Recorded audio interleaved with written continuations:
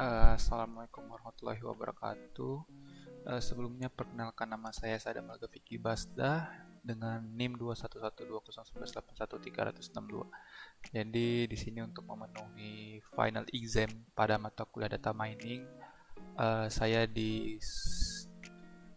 untuk mencoba project di mana project ini mengenai AI dan machine learning seperti itu yang ada pada blog yang dilampirkan pada classroom ini.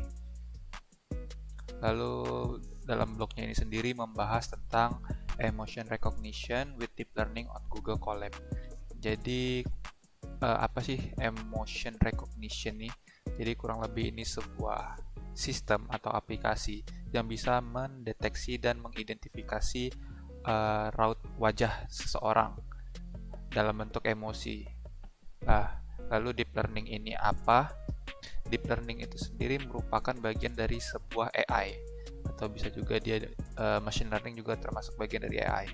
Nah, deep learning ini sendiri dia merepresentasikan evolusi lanjut dari machine learning, di mana deep learning ini dia model yang dibuat itu belajar langsung seperti neural network buatan itu, yang kurang lebih hampir sama seperti otak pada manusia, yang memperbolehkan atau bisa untuk menganalisa data dari struktur yang sangat banyak seperti yang manusia lakukan pada otaknya kan.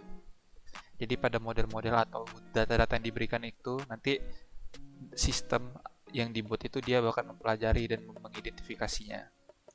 Selain itu, untuk deep learning pun kita juga perlu memahami tentang computer vision, di mana computer vision ini dia menawarkan kemampuan komputer untuk melihat seperti manusia, di mana bagian dari computer science itu yang fokus untuk mereplikasi dari human visual system, dan itu membantu untuk mengidentifikasi dan proses image-nya yang dilakukan di komputer. Nah, jadi untuk model data yang akan digunakan itu ada 7 nanti. Jadi dia nanti ada happy, ada sad, angry, surprise, disgust, fear, dan neutral. Nah, untuk model datanya ini udah diberikan juga sampel datanya untuk kita berikan kepada AI-nya itu untuk dipelajari. Kita langsung masuk ke langkah-langkahnya saja. Oh ya, sebelum itu kita juga harus memperkenalkan Google Colab. Jadi Google Colab ini sendiri merupakan browser based Jupyter notebook service yang free dari Google. Dia ini bisa dipakai untuk melakukan deep learning maupun machine learning. Bahasa pemrograman basicnya itu Python. Kita tidak perlu menginstalasi apapun, cukup melakukan buka websitenya saja. Ini kurang lebih tampilan dari Google Colab. Pada blog ini juga sudah tersedia link GitHub-nya. Link GitHub di mana dia nanti menunjukkan source code yang akan digunakan pada percobaan facial emotion recognition ini, dan sudah ada open in Colab-nya, Google Colab-nya. Jadi tidak perlu menulis ulang dari awal. Jadi untuk sampel datanya sendiri sudah saya import di sini, archive.zip. Di sini dia di dalamnya tuh ada sampel-sampel data dari tiap emosi, baik itu dari emosi marah, angry, disgust, fear, dan sebagainya. Ini semuanya ada di sana sampel datanya. Jadi untuk melakukan percobaannya itu yang dilakukan pertama kali adalah kita mengekstrak file yang zip yang sudah kita import pada Google Colab ini. Untuk source code-nya seperti ini, kita cukup merunning-nya saja.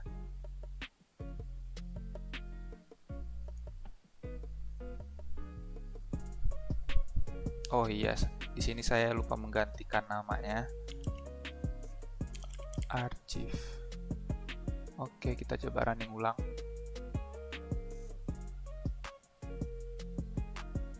Oke, di sini sudah done, berarti dia sudah diekstrak.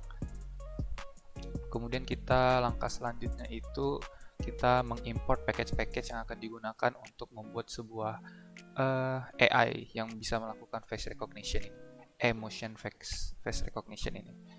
Dan itu dia ada package NumPy dari NP, ada CV2, Terus ada kita menggunakan sequential juga, dense dropout flatten, conv2d, ada max polling 2d sama image data generator.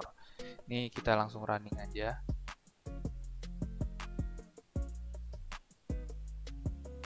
Oke, sudah.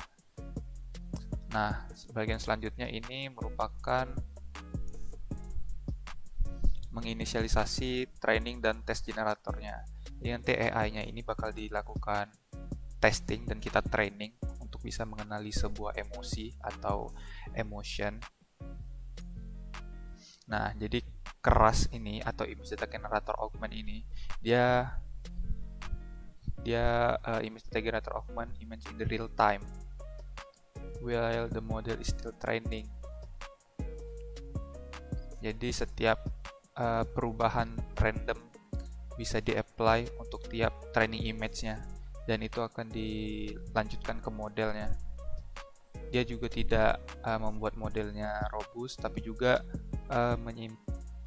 save. Oh, jadi dia juga lebih hemat memori ya. Oke, kita langsung saja kita jalanin. Di sini kalau kita lihat rescale, oke, tidak ada yang perlu dibahas sih. Oke, di sini dia sudah menemukan ada total 28.709 image yang dibagi menjadi 7 kelas.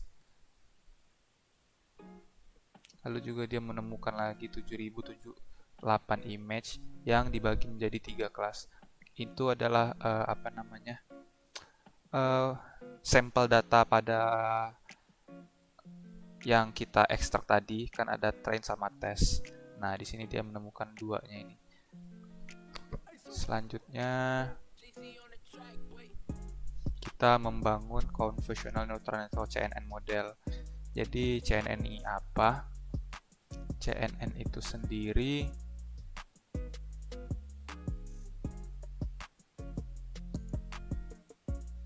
oke.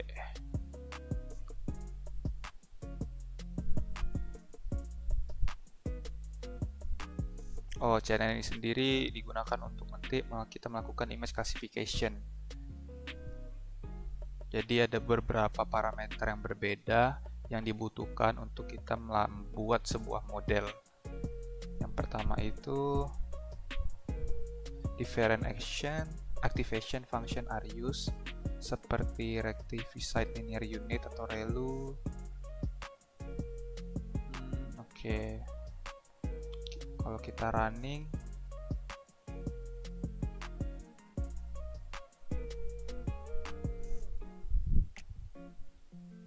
oke, sudah selesai di running. Nah, untuk tahap selanjutnya ini harusnya kita melakukan training modelnya itu. Nah, ya, kita compiling dan kita training model yang sudah dibuat sebelumnya untuk bisa mengkategorikan tiap emosi pada wajah. Epoch, kalau di blok ini dia menggunakan 100 kali training,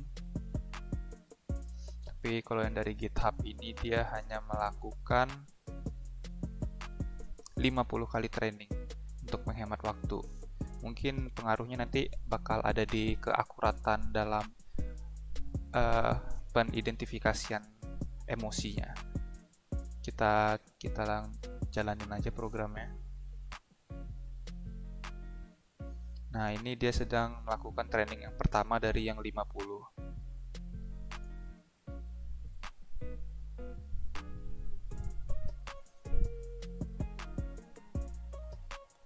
Sambil menunggu, mungkin saya coba import gambar yang bakal dipakai nanti untuk dites. Oke.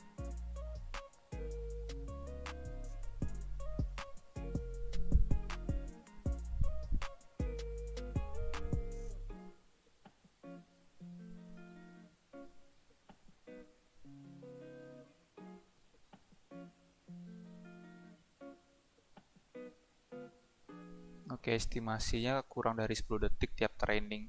Karena kita juga di sini kita menggunakan akselerasi dari GPU. Ini kita cukup menunggu sampai selesai training 50 kalinya.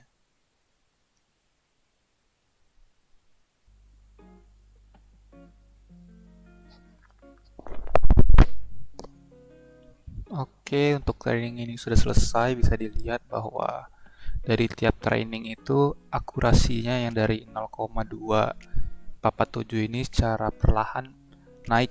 Selama 50 kali training itu dia akurasinya naik hingga menjadi 0,8657. Lossnya itu sendiri mengalami penurunan, yang awal jadi 18275 menurun secara perlahan hingga mencapai nilai yang cukup relatif kecil 0,3668. Untuk file lossnya bisa dibilang stabil naik turun, tapi tetap ada penurunan hingga trainingan terakhir.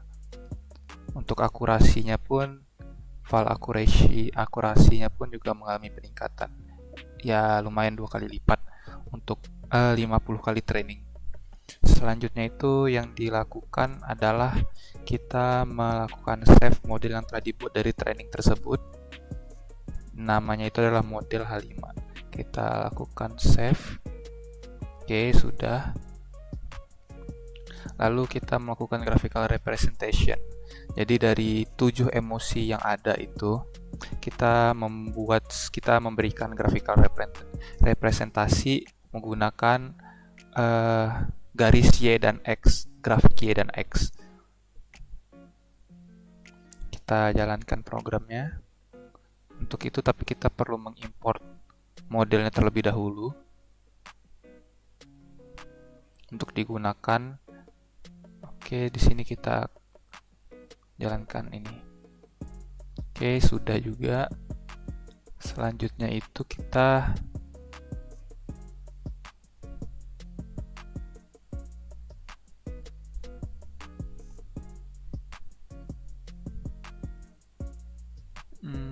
oke.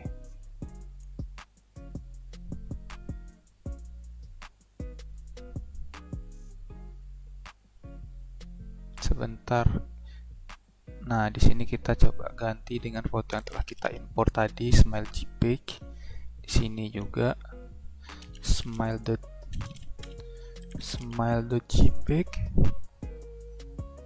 Di sini dia menggunakan ini. Oh, ini untuk tag foto. Ini source code yang ini digunakan untuk namanya kita menggunakannya secara real time menggunakan kamera perangkat kita. Lalu ini untuk kalau kita melakukan pengecekannya dengan melakukan import gambar. Jadi dia tidak secara real time, kita masukkan gambar di dalamnya. Coba kita running.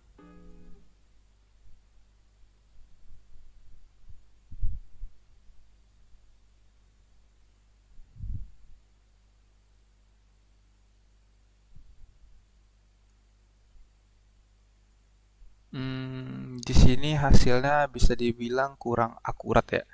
Dimana yang harusnya gambar ini merupakan seseorang yang sedang happy, tapi di sini dia dikategorikan ke dalam angry dengan ada setengah fear dan bahkan ada seperempat surprise. Ini mungkin diakibatkan karena bisa dibilang kurang pelatihan tadi, trainingnya masih kurang, akurasinya pun masih cukup rendah. Untuk trainingnya tuh hanya 0,8.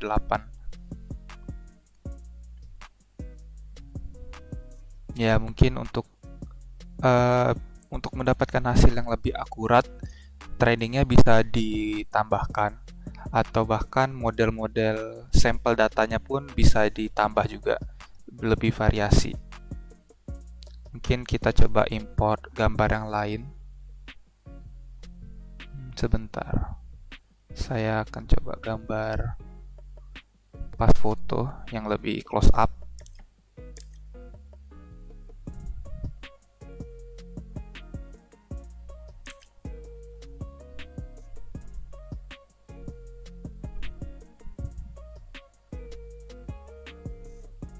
Oke, pas foto.jpg.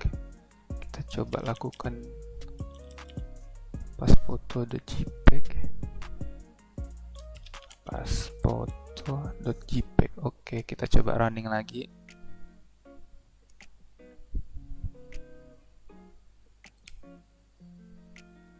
Hasil yang didapatkan untuk happy mendapatkan poin 0,6, dengan sedikit neutral dan surprise, dan fear dan angry. Ya mungkin untuk AI yang dibuat ini atau emotion recognition yang dibuat ini masih bilang kurang akurat, karena kalau untuk di blok ini sendiri dia membutuhkan 100 epoch atau 100 kali training.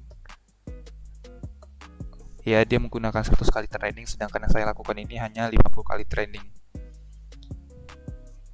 Dan untuk 100 kali training, kurang lebih dia bisa mendapatkan hasil yang cukup akurat dibandingkan yang saya gunakan, di mana ini menggunakan 50 kali training. Kesimpulan saya dapat lakukan adalah jadi untuk machine learning ini merupakan sebuah fitur atau apa ya istilahnya, futuristik lah, sangat bisa dimanfaatkan ke depannya, walaupun memang masih belum banyak yang paham atau mengenalnya, tapi ke depannya ini pasti bakal banyak yang pakai, karena ini bisa berkaitan dengan otomasi apapun itulah. Ya, kurang lebih sekian dari saya tutup dengan wassalamualaikum warahmatullahi wabarakatuh.